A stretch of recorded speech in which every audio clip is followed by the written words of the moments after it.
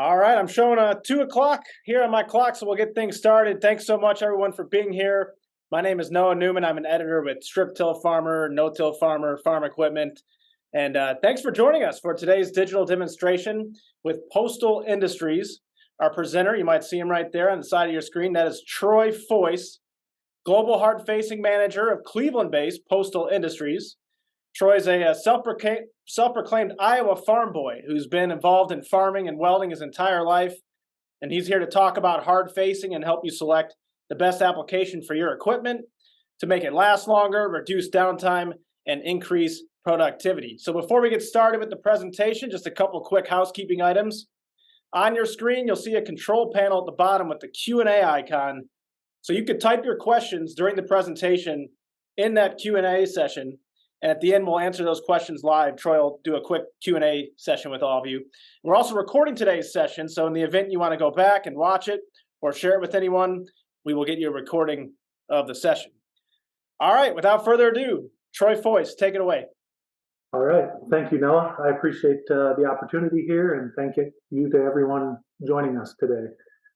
So as he said, I am a global hard-facing manager for Postal Industries. We are a manufacturer of hard-facing welding products, and we cover a wide variety of industry, anything that you could think of that would come into wear or other sort of issues. And today we're going to try to gear this strictly towards what we see in the agriculture industry. And to do this, we really have to understand what hard facing is and what wear is. So we will start here.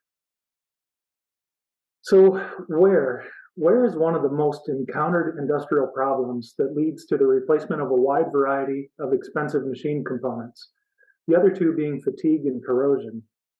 Wear arises really whenever there is a load and motion between two surfaces. Depending on the situation, the amount of material loss can vary from fractions of an ounce to many, many pounds.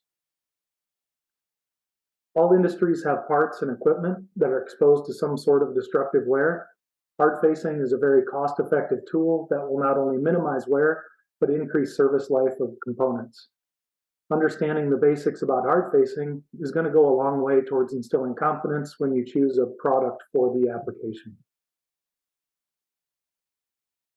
So to understand wear, we really have to understand where the type of wear comes from. And these can be broke down into abrasion, impact, metallic or metal-to-metal type wear, heat, corrosion, and then all others take up the remaining 5%. The most common types of wear we see are abrasive wear.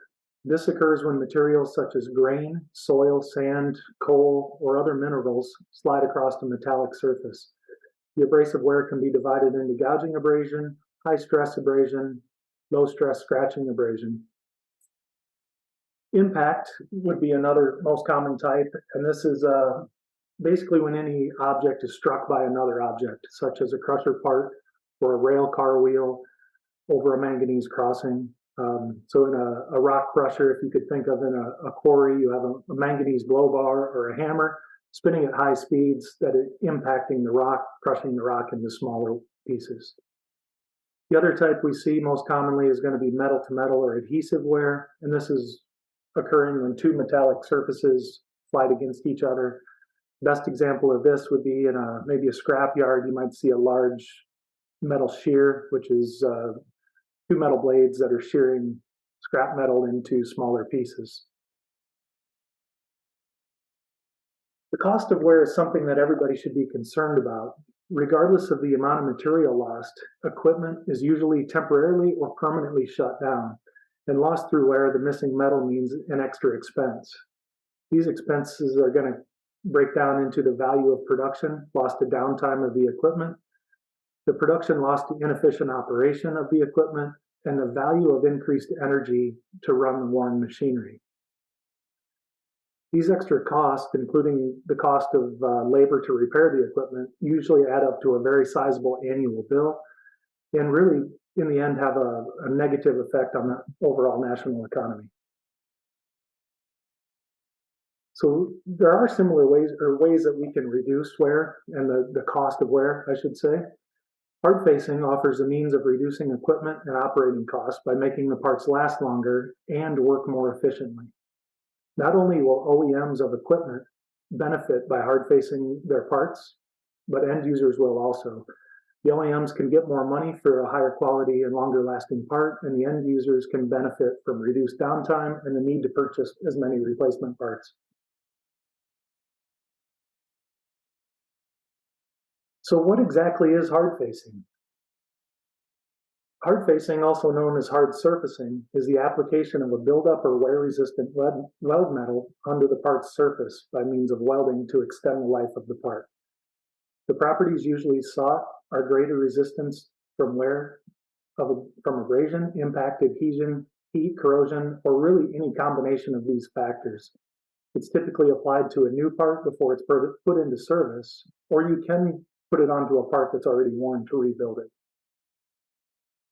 The three main types of hard-facing applications would include a buildup or a rebuilding of the part, a hard-facing or an overlay to resist wear, and then a combination of a buildup and overlay. Some of the main reasons for hard-facing are going to include a reduction in cost. Hard surfacing a worn part to put it back to like new condition or better than new is typically 25 to 75% of the overall cost of a replacement part. Another reason is to prolong the life of equipment. Surfacing extends life anywhere from 100% to 800% depending on the application. We're going to reduce downtime because the parts last longer, fewer shutdowns are required to replace the parts, and the equipment operates more efficiently. We're also going to reduce inventory of spare parts. So if the parts are lasting longer, there's no need to keep a large inventory of spare parts on the shelf. When we talk about hard facing and welding applications, we can break this down into some of the most popular processes. The first one being what we would call flux core arc welding. This is either done with an open arc or a gas shielded flux cored wire. Gas metal arc welding is typically always done with a gas shielded wire. This term would also be considered what most of you would know as MIG welding. Typically a solid steel wire with a gas shielding is the most common process for this. We also have shielded metal arc welding, which you would know as stick, submerged arc welding, gas tungsten arc welding or TIG, oxy-fuel welding, and then the last processes would be considered plasma, transferred arc, PTA, laser welding or thermal spray, and spray infused, which all considered are all used with a metallic powder that are sprayed onto a surface with a arc or a flame. In most cases, in the ag industry, believe it or not, oxy-fuel welding is one of the most popular processes used because of the thin edges on plow blades and other type of tillage tools. You're able to apply a very thin layer right up to the edge with oxy-fuel. When you're selecting a suitable welding process, some of the factors you need to consider are going to include the welding equipment available, whether you have a stick or a wire machine in your shop, or whether you have a torch set up, whatever you have available determines what product you should look at. The availability of hard-facing consumables and the size or diameter of that product, whether you have a gas shielded wire or an open arc wire, and really the operator skill available. Some of the specialized processes such as TIG welding or submerged arc take specialized equipment and maybe an operator that really understands what's going on. The welding location is one of the biggest factors, whether you're working indoors or outdoors. Indoors wire welding is very common with MIG and shielding gases. But if you're outdoors, you'll want to look at a flux core type wire or stick electrodes to be able to do repairs out in the field. The component size and shape and the area to be hard faced and the overall thickness of the deposit. The deposition rate is probably going to be a bigger concern with an OEM because they're trying to produce parts at a high rate of speed. And an end user or maybe somebody trying to do some repairs in the field are not as concerned about deposition rates. The welding position is one of the most important because if you can't get the part flat or in a fixed position, you're probably not going to be able to use oxy-fuel. You may have to look at stick or flux core welding. But if you're be able to get it flat and in a desired position, oxy-fuel is a great choice. Some of the base metals that can be hard-faced they're really unlimited. It has to do with product selection and base metal preparation. But we can hard-face stainless steels, cast irons, manganese, nickel-based alloys, copper-based alloys, tool steels. In the ag and tillage industry, carbon steel and low alloy steel are the two most common products that are hard-faced.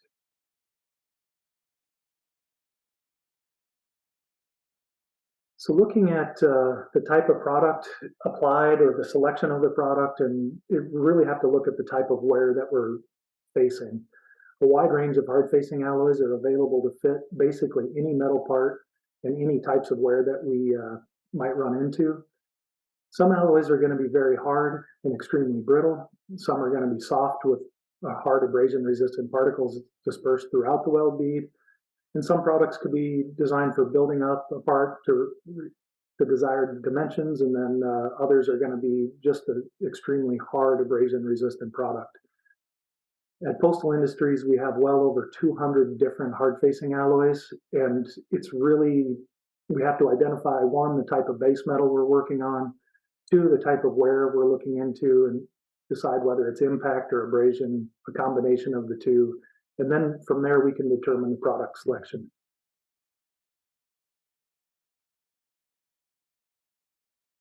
When abrasion wear is concerned, such as tillage tools and other applications for the ag industry, these products can be hard-faced on the leading edges with chromium carbide alloys. These alloys produce a very hard and abrasion-resistant overlay that in some cases can make the part last anywhere from 3 to 4 times longer. Hard-facing the edge of these tools will not only save in replacement parts, but they will help reduce the drag of the equipment, therefore maintaining better fuel efficiency overall. The picture you can see here, some of you might recognize, this is a Noble plow blade. Noble plow blades are typically hard-faced, as you can see on the leading edge. It's either going to be on the top side or the bottom side, but never both. And the reason for this is we want the part to self-sharpen. So in this case, on this Noble blade, the top is hard-faced with a chrome carbide. It's a very thin layer that goes back the first 2 inches of this blade. And as it runs through the field, the bottom of the base metal will wear out and the top will stay intact and basically create a sharper, more efficient edge, so it's easier to pull through the ground. So what is a chromium carbide hard-facing? Generally, chromium carbide hard-facing products are iron-based alloys that contain a high amount of chromium and carbon. Chromium content is usually 15% or greater, and the carbon content is going to be 3% or greater. These elements form hard carbides that resist abrasion, and they'll also check crack about every ½ inch, which helps relieve this thermal stress from welding. Their low friction coefficient also makes them desirable in applications that require material with good slip. The photo on the left here is a highly magnified close-up view of a chrome carbide formation in a weld bead. So you can see all the different patterns and shapes and light spots. This represents the carbides that are formed in the arc phase in the molten weld pool. It's a formation of the chromium and carbon that form together as the weld cools, you'll get the carbide formation. A couple quick facts about chrome carbide products. The abrasion resistance increases as the amount of carbon and chromium increase, although believe it or not, the carbon has the most influence on the overall abrasion resistance. Hardness values usually range from 40 Rockwell to 65 Rockwell, and they may contain other elements to form other carbides or borides that can help increase wear resistance in high temperature applications. Because of the hardness of these products, they're generally limited to 2 or 3 layers because of the hardness and the check cracking factor. And in tillage tool and ag applications, we're usually going to see 1 layer applications.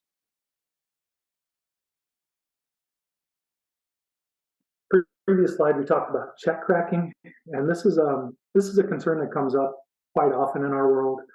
Typically, when you make any type of weld, cracks are a problem. You see some sort of crack form, or you hear the weld ping and pop, and then you see your beautiful weld bead with a crack going across it, and people will panic. It's for the most part. But in chrome carbide alloys, the product is so hard that check cracking occurs every 3/8 to 2 inches apart, and it's a result of the high stresses and the contraction of the weld metal as it cools. These cracks will typically propagate through the weld material, through the thickness of the weld material, but they should stop at the parent base metal. If the crack continues to propagate into the base material, then you should select a buffer layer of a softer, tougher weld metal deposit to act as a kind of a stop. So the weld will hit that softer, more ductile deposit and then stop and maintain your base metal from fatigue or cracks. What is meant by a build-up or buffer alloy? These are products that really resemble the base metal alloy in hardness and strength. Sometimes they might have a slight advantage of a strength or abrasion resistance to the base material, but they're applied to severely worn parts to bring them back to dimension where machining must be used after welding. Hardnesses are going to range from 30 to 40 Rockwell C. The other application is they're applied as a buffer for a subsequent layer of a more wear-resistant material on top. One of the biggest things you should try to avoid is using a mild steel wire such as a 7018 or like an ER70S6 joining wire. When you use this, they may join and apply and lay down smooth, but the problem is they're so soft and they don't have enough strength to support the comprehensive strength of a hard facing. So you'll get a mushroom effect if they take any kind of impact, which the base layer can collapse and then the hard facing layer will crack and spall off.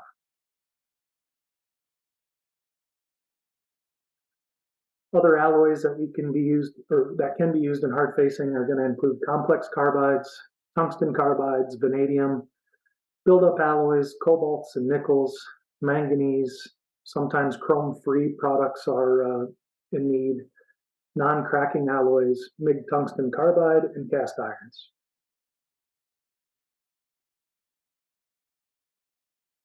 A common question in our industry is, can we hard face cast iron? And the answer is yes, but we must take preheat and interpass temperatures into account. The amount of carbon in cast iron is so high that the thermal stress from welding or heating can cause the casting to crack. In the ag industry, we see a lot of pumps or pump housings is a very common area that or parts that can be found in the ag industry. So if you have a pump that's wearing out, or they can be hard faced and built back up, but it's typically going to be done with a nickel or nickel iron products to be able to maybe act as a buffer layer. And once the nickel products are welded in and then the part is built back up to shape, then you can go ahead and apply a harder, more wear resistant material on top of that. So hard facing patterns are pretty common.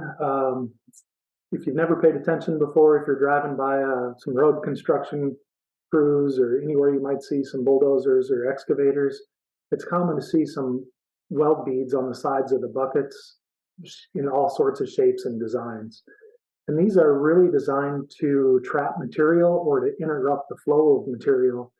And in many cases, say if an excavator is working in clay, the clay will fill in the voids of the weld deposit, and then you're working dirt on dirt as opposed to dirt on metal. These weld beads can be applied anywhere from 1/4 inch to 1.5 inches or 2 inches apart, and typically are perpendicular to the flow of the abrasive material, so it interrupts that flow. And the spacing would depend on the type of material that you're working in. So if you're working in sand, for example, the pattern needs to be tighter, and as opposed to working with large rocks or maybe clay. Some of the most common patterns we would see would be a dot hard facing pattern or a crosshatch, as we see in the bottom picture and the picture on the previous slide. The dot pattern is commonly used on parts that are really out of position that you can't get flat. So instead of taking a weld bead, the dots are much easier to produce out of position. But both are designed to trap material in between the weld to help prevent wear.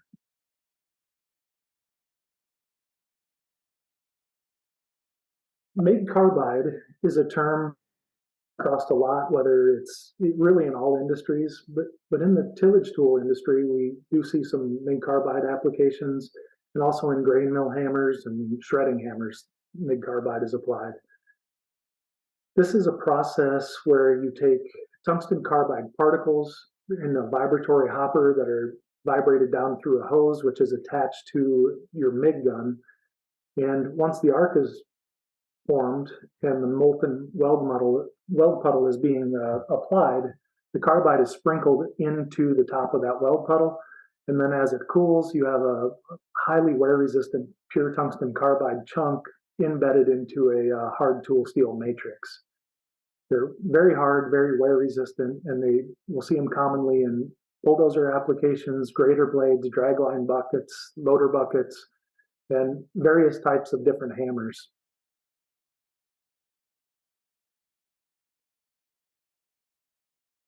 So hardness, many people think hardness can be used to predict abrasion resistance.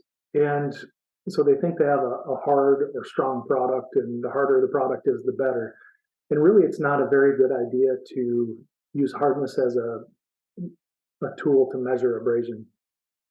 Martensitic alloys, for example, may have a 60 Rockwell hardness, and that could be the same hardness that we might see in a chromium carbide product, but they're very different in the same abrasion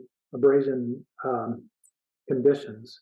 A chrome carbide alloy can provide a better and more abrasion resistant surface than what a martensitic alloy could because of the microstructure and the carbide formation inside that weld bead. The only time the hardness can be used to predict wear is when we're evaluating products within the same family. So for example, a martensitic tool steel that has a Rockwell of 35 compared to a martensitic tool steel that has a Rockwell of 55, the higher Rockwell rating will have a better abrasion resistance in this case. But the best way to do it is to consider the microstructure of the deposit, and you should consult with the manufacturer for the best recommendations. So if hardness is unreliable, then how do we measure wear? Wear in our industry is measured with what we call an ASTM G65 rubber wheel test. This essentially is a test with a sample is weighed before it goes into the test and then after, and the result is usually expressed in grams of weight loss or volume loss. The sample is held against a spinning rubber wheel known as a force for a set number of revolutions, and a specific type of sand is trickled in between the wheel and the sample piece. And after the set number of revolutions, the part is weighed, and that tells you the gram loss. So a chrome carbide, for example, could have a gram loss of anywhere from 0.1 to 0.2 grams, where mild steel could be anywhere from 0.3 to 0.5 grams. So it's a very small fraction of a gram that we're measuring, but it's a very key indicator in how abrasion resistant the material is.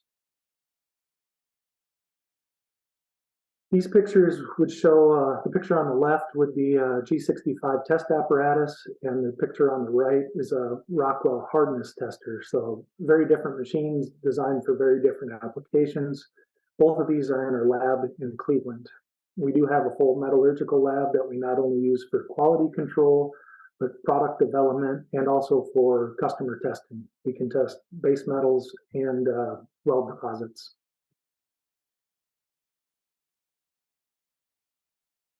Another common question we get in hard facing is if I'm using wire, MIG or flux core wire, what type of gas should I use? And in typical welding, penetration and the joining of the two metals are that's the most desirable, but is really the opposite of what we want to look into for hard facing. In hard facing, we want low penetration and low dilution to be able to maintain the properties of the hard facing product. So typically with this, we're going to use an argon or a mixture of argon and oxygen to be able to keep the heat and the dilution rate down. Most of our products are designed to be used with a 98.2, which would be a 98% argon and a 2% oxygen or CO2, but they can be used commonly with a 75-25 and other variations of that. But typically a high argon composition or a high argon percentage is what we're looking for. Preheating is another factor we must look at whenever we hard face a part. Heat affected zone cracking is always a concern when we're welding on carbon steels, and also highly stressed parts with complex shapes. So as a general rule, we should always weld at least at room temperature, and you should never weld when a part's cold. But you should select a higher preheating and interpass temperatures based on the chemistry of the base metal and the hard facing product that you're using. High carbon steels require preheating. For example, a 4130 steel requires about preheat of about 400 degrees Fahrenheit, whereas steels for maybe a railroad or even steel in tillage tools are typically going to be high carbon, and preheating of 600 to 700 degrees is much more common. Manganese steels and some stainless steels require no preheating at all. And in fact, interpass temperatures and temperatures that are created during the welding process should be kept below 500 degrees, otherwise you will damage the base material.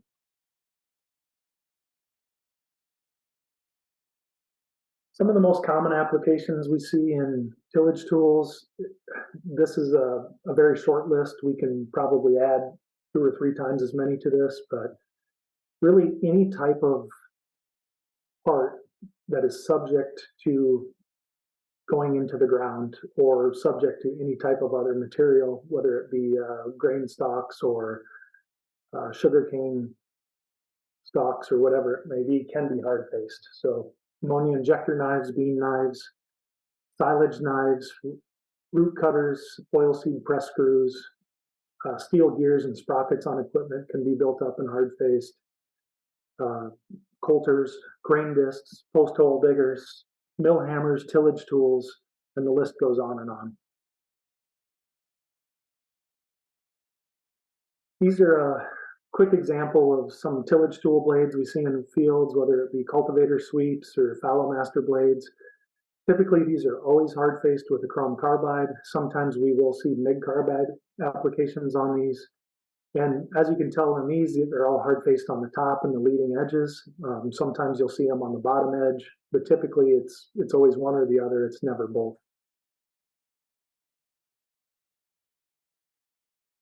So that brings us to the questions. I know this is a pretty quick, fast rundown through hard facing.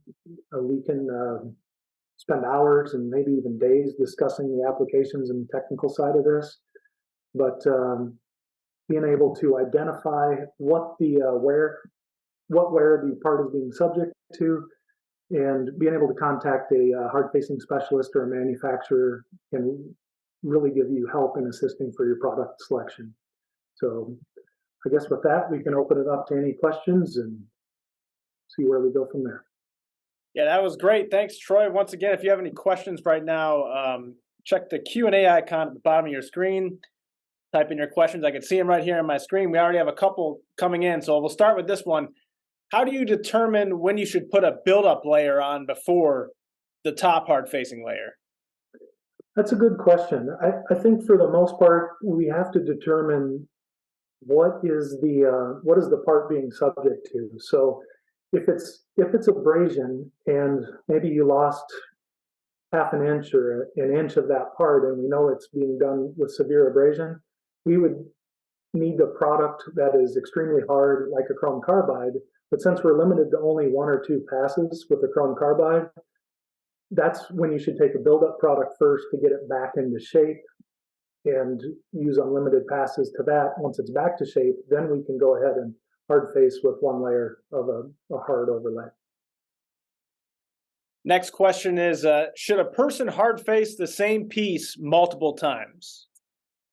Yeah, absolutely. We can hard face one part over and over again. The biggest thing we have to be concerned is what is the hard face, or what is the part being hard faced with in the past, and how thick is the deposit. So if you have a part that was subject to wear, but it still has some hard face left on it, maybe it's worn half, we have to take that into consideration when we apply another product. So if you're using a chrome carbide that's a 60 Rockwell, if you've got a one layer on there already, you're not going to be able to put two or three more layers on top. You're going to have to take what's left into consideration. But rebuilding a part over and over again is very common in our industry. Someone wants to know if you can hard face brass. Absolutely.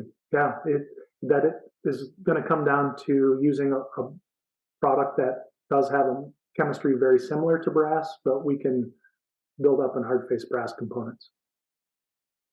Looks like we have a manufacturer in India checking in. They want to know if they can get support in India. Absolutely. We have support all over the world, and we have hard facing specialists that you could be in touch with us anytime. There you go. Okay. Once again, if you have any questions, right now is the time to ask them in the Q&A panel there at the bottom of your screen. Let me scroll down here, see what we got. Well, I've got one for you. You mentioned check cracking as a concern. Right. So I'm curious, are there any other concerns or maybe warning signs that to keep an eye on when it comes to hard facing? It's really not. I think if you follow the recommended procedure of the product, each product will have its own procedure, whether it be voltage, amperage. It'll tell you the number of layers that can be applied. If you follow the procedures or the recommendations of your manufacturer, you should have no issues. And being someone who grew up, as you call yourself, an Iowa farm boy, and you work with a lot of farmers, just again, how much can hard facing really benefit the farmer in terms of reducing downtime or increasing productivity? It really varies depending on the area of the country you're in. For example, the soil in eastern Iowa is much different than the soil maybe in northern California. But when you're getting into extremely abrasive, rocky, sandy soils, hard facing, I've seen companies that will apply a hard facing product and they'll get 3, 4, 5, maybe 7 or 8 times longer life out of that component. Some of these people are swapping out disc blades or cultivator sweeps maybe after a couple hundred acres, and now we can go a couple thousand acres. It's a big difference in downtime. I think downtime and the labor to change these parts, that's the bigger cost. The amount of weld material to apply it, or the savings that can be had with better production and more efficient production is much more valuable. All right, let's check the Q&A here. The one thing I should mention too, and I think we touched on it a little bit, but if you take any of these disc blades or cultivator sweeps or plows, if you're running through the field with a worn part, it also takes a lot more horsepower to pull that part through the field. So fuel efficiency is something that we also have to consider. So by maintaining a hard face part, which will help the part wear in a more even and make that component stay sharp throughout the life, your fuel efficiency will be much better, and you're saving a lot of money that way as well. That's a good point there. Okay, another question coming in. This person says, in Cameroon at Cinema, they service machines, but they have difficulties tropicalizing tools, and hard facing is clearly a method of tropicalizing them, but the lack of know-how hampers the possibility. They want to know if they can have some support from you about all of this. Yeah, absolutely. You can reach out to us anytime, whether you contact me directly at the phone number or email here, or if you go to our website, we have contacts all around the globe. You can contact the company directly, and we'll put you in contact with somebody that will help you.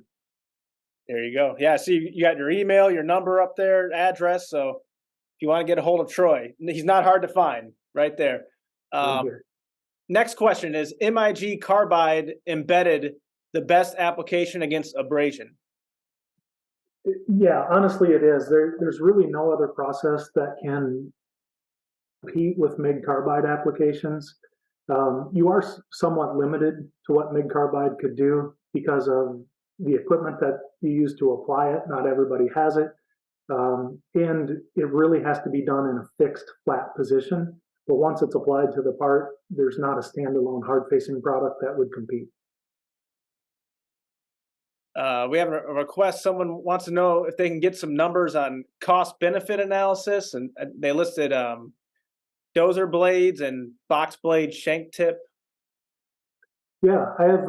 If he wants to send me an email, I can share with him some case studies that we have, especially on some dozer teeth and shovel teeth and mining applications.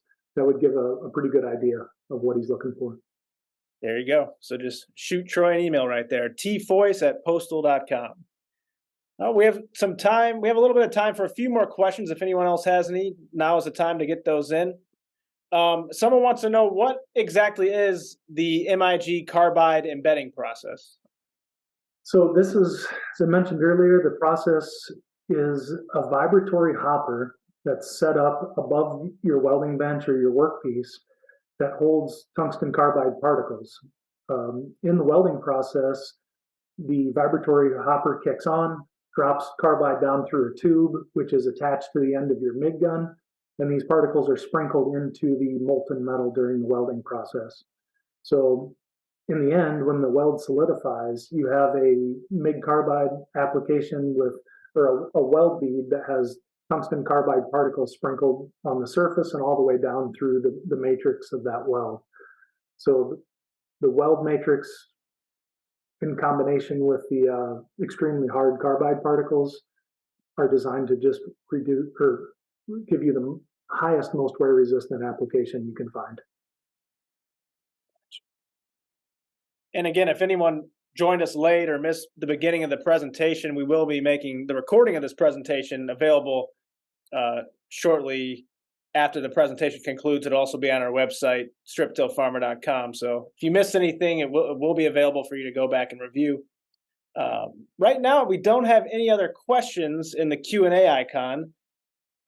Is there anything else that you weren't able to touch on, Troy, that anything else So you'd like to share right now? Or you covered it there's pretty well. hours and hours of things I haven't touched on. We could spend days on this, but Yeah. I think the best thing is if you present your problem to Postal, we're very good at solving problems. So give us an idea of what the part is being subject, what type of wear it's being subject to, what media you might see, whether it's dirt, rock, sand, extruder screws, as I see one of the questions come on here. And then if we know the base material, and we can give a pretty solid recommendation on how to make that part last longer. But that's what we're good at. This is all we do. We don't do anything else. We don't make machines. We don't do joining products. We're hard facing specialists, and that's what we pride ourselves on. All right, Troy. Well, I think that is all the questions we have right now. So that you clearly covered it really well there, and we really appreciate you being here. And again, presentation and the audio will be made available on strip-tillage.com if you want to review what was talked about today, or maybe share it with someone you work with, neighbor, or oh, we have another question. We got one coming in at the buzzer. Right at the end. Can you briefly talk about your exothermic cutting tool? Yeah, absolutely. That's a great question. So we have a product that is called the Unilance, which is a conversion kit to any standard oxyacetylene or oxyfuel torch that will convert that to exothermic lance. It's a very handy tool that will convert a piece of equipment that probably everybody has in their shop. And if you're not familiar with exothermic process, it's basically a rod with carbon steel pins inside of it that you're putting pure oxygen through. Once you create a spark at the end of that rod, it ignites, burns like a sparkler if you were to kind of imagine a very large sparkler. But you put that up to carbon steel or any type of metal, it burns at an extremely high heat and will cut, gouge, and pierce anything you put in front of it. You can cut through a pin, for example, on a kingpin on a a sprayer, for example. I had one customer that the pin was stuck in the front of that the axle wheel, and they were spent 3 days trying to blow that kingpin out. We were able to do that with the Unilance in about 20 minutes. Free that up, blow a hole right through the center of that, and then free that part out and replace it. It will cut steel, it will cut concrete, it will cut anything you put in front of it. And the fact that it's no special tool, it just attaches to your standard torch that you already have. We've got another one here. What product do you offer with oxy-torch welding for going on thin materials?